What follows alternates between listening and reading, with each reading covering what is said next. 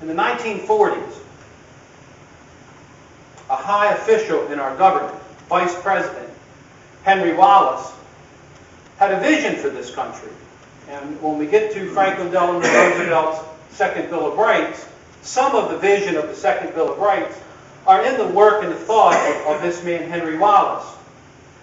And I thought, because when we look at the two poles that we live between, I thought I would share some of the vision and some of the thoughts of one of the persons who created the vision of the Second Bill of Rights of Franklin Delano Roosevelt, some of the thinking, so we can have a thicker understanding of where this man is coming from, so that when we put the pole of Franklin Delano Roosevelt's Second Bill of Rights and transnational capitalists talk about us living between those two poles and how that can help guide us in our direction in life and decisions we make as individuals in the church, again, I thought I'd help us get a thicker understanding of how this man, Vice President Henry Wallace, thought.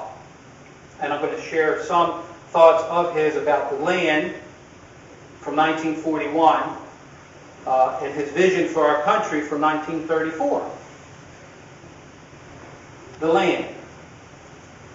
Everything is made up of our mother, the earth. Human beings are part of the living landscape, made of the same natural processes and laws. His body, his thoughts, and his spirit are the products of the landscape.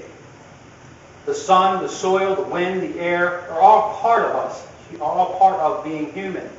We are slowly learning to think in terms of a new science, 1941, called ecology, in terms of the inevitable relationships, to recognize that all living things under the sun, the clouds, the rocks, the soil, the streams, and the people, and the spirit of the people, are all of the same concern in a talk called soil defense.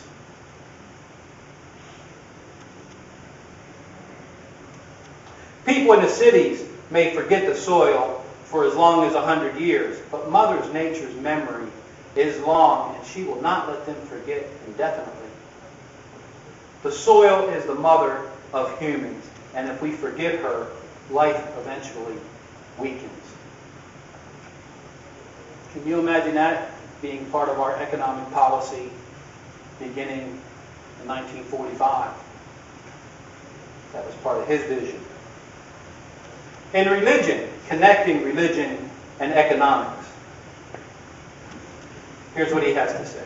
Every minister should be given a course in economics against the background of the prophets and the Sermon on the Mount. So far as the economics of the situation is concerned, Isaiah and the modern economists who talk about increasing the consumer's purchasing power are recommending the same cure for hard times. The cure is simply that a greater percentage of income of the nation be turned back to the mass of the people. We can afford to spend time in meditating on the principles from that reformist leader in Palestine some 2,600 years ago, the prophet Isaiah. I think the church should be afire today with keenness of its desire to bring about social justice.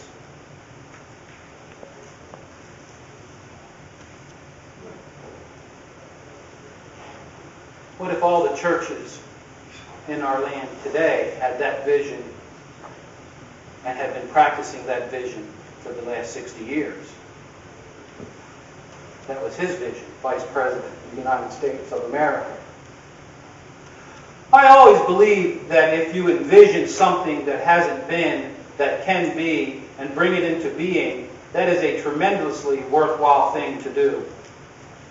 Our utopias are blueprints for our future civilization, and as such, airy structures though they are, they really play a bigger part in the progress of man than our more material structures of brick and steel. The habit of building utopias shows to a degree whether our race is made up of dull, spirited bipeds, or whether it is made up of men and women who want to enjoy the full savory of existence that comes only when they feel themselves working with the forces of nature to remake the world near to their heart's desire. The machinery will carry out the Sermon on the Mount as well as the present social machinery carries out and intensifies the law of the jungle. We have it in our political heritage, the roots that connect us to that vision. It's there. It's in us. It's not 60 years old. There has been a great effort, as I look at our nation and our mass media, to move us away from that vision. Henry Wallace was sacrificed in 1944, and Henry Truman became vice president, knowing that Roosevelt was probably going to die and that Henry Truman would be the next president of the United States of America. There was a great effort not to make Henry Wallace the next president of the United States of America. You can catch the spirit of how he would have dealt with foreign trade and foreign policy in this story. The rubber plantations were not producing fast enough for the needs of our nation and war needs. And Henry Wallace said, well, when you look at the country, there's malnutrition, there's malaria. He said the population suffers. He said what we need to do is help those folks become a healthier population so that production would increase. Now he's looking out for his interest, gaining the product he wants, but he also has some sense, how can we help these folks be healthier and live a better life, and we could be mutual. And it comes under Roosevelt's good neighbor policy. It had that philosophy of, some would say, generosity. Some might say a different form of selfishness. I'm going to say generosity.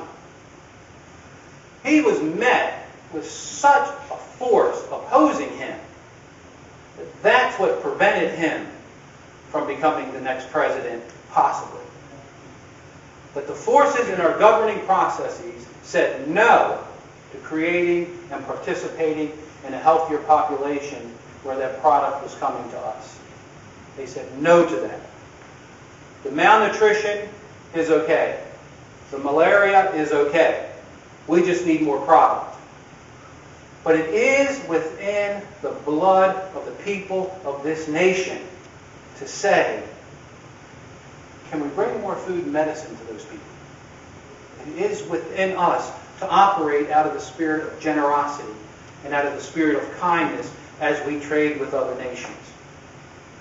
When we do that, on this continuum between the transnational capitalist class and Franklin Delano Roosevelt's Second Bill of Rights, we begin to lean toward the Second Bill of Rights.